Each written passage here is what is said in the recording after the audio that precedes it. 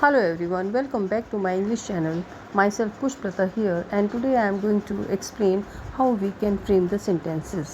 आज मैं आपको ये बताने वाली हूँ क्योंकि आप ये देखते होंगे कि जब हम बात करते हैं तो हम दो चीज़ों का यूज़ करते हैं. एक तो वर्ड्स का यूज़ करते हैं और कई वर्ड्स को बना के एक सेंटेंस बनता है. तो ये सेंटेंस बनाए कैसे जाते हैं? हम लोग बहुत ज़्यादा ग्रामर के पीछे लगते हैं. हम सोचते हैं कि हमको इंग्लिश बोलनी आ जाएगी, पर ऐसा होता नहीं है क्योंकि हम सीखने में ज़्यादा टाइम वेस्ट करते हैं. हम करते कम है काम को. तो हमको करना क्या चाहिए कि सेंटेंसेस को बनाना अगर आपको आ गया, हम कैसे उसका स्ट्रक्चर बनाते हैं, तो उसमें कोई भी बहुत बड़ी बात नहीं है कि आप इंग्लिश बोल सकें. और उनको सेंटेंसेस को जब बनाना आ जाए तब हम उसकी प्रैक्टिस करेंगे. ठीक है, तो वही चीज़ मैं आज आपको बताने वाली हूँ. जैसे कि हम करते क्या हैं कि सबसे पहले हम सब्जेक्ट को लेते हैं. अब सब्जेक्ट क्या होता है?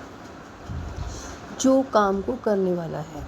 ठीक है, मोस्टली 95% सेंटेंसेस में सब्जेक्ट ज़रूर होता है, काम को करने वाला ज़रूर होता है. जैसे मैं आपको एग्जांपल देती हूँ कि my mother is cooking food in the kitchen, my father is going to the office, my friend is doing his homework, या my sister is going to her college. तो इसमें इन सारे सेंटेंसेस में वो हैं जो कि काम को कर रहे हैं, उसको हम लोग बोलते हैं सब्जेक्ट. तो हम जो अपना सेंटेंस शुरू करते हैं वो हम सब्जेक्ट से शुरू करते हैं. उसके बाद में अगर ये देखना पड़ता है कोई भी काम अगर बार बार हो रहा है, रूटीन में रोज़ रोज़ हो रहा है, तब तो आपको हेल्पिंग वर्ब लगाने की ज़रूरत नहीं है. तब आप सीधे ही वर्ब पर आ जाएंगे. देखना पड़ेगा कि अगर सब्जेक्ट आपका सिंगुलर है तो वर्ब के साथ में ऐसे ईएस लगा दोगे.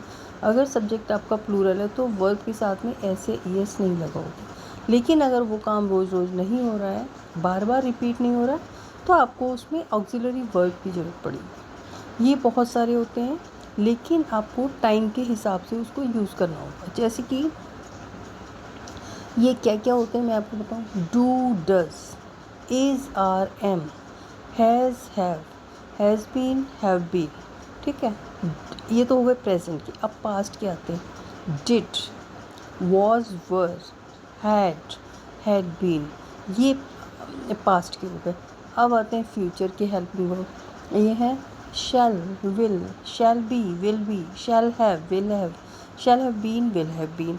ये आ गए फ्यूचर के. ये इतने ऑक्सिलरी वर्ब हैं, यानी कि प्रेजेंट के 4, पास्ट के और फ्यूचर के. अब इसमें से हमें समय के हिसाब से लगाना होता है. जैसे मैं आपको एग्जांपल दे रही हूँ. शुरू